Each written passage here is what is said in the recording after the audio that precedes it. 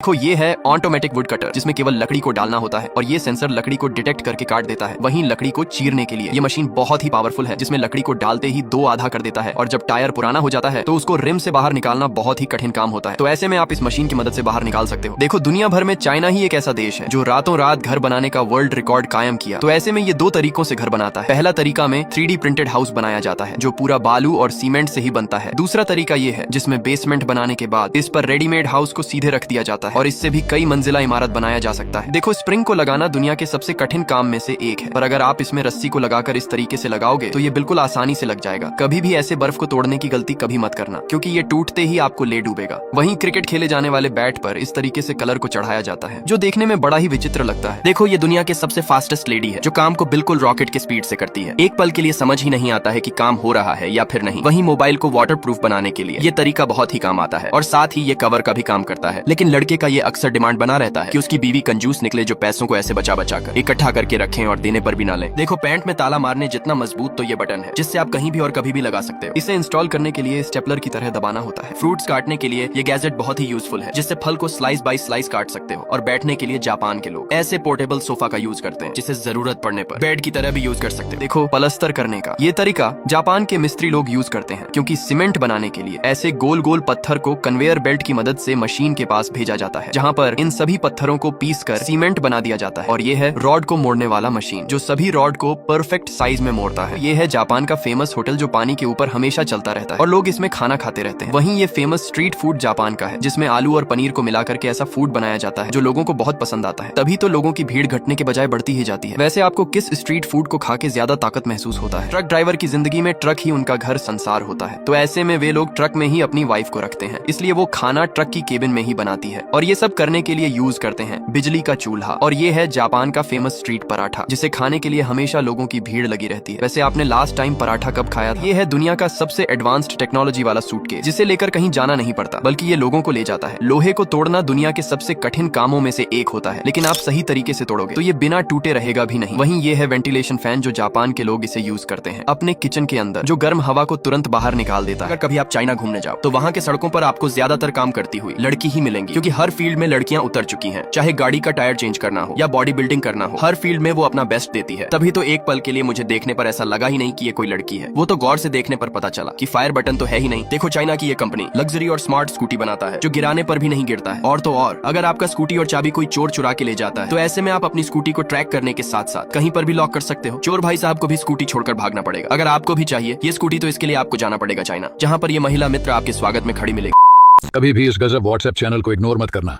क्योंकि इसको फॉलो कर आप करोड़पति बन सकते हैं और साथ ही दुनिया की हर अद्भुत जानकारी और हर महीने गजब चीजें जीत सकते हैं।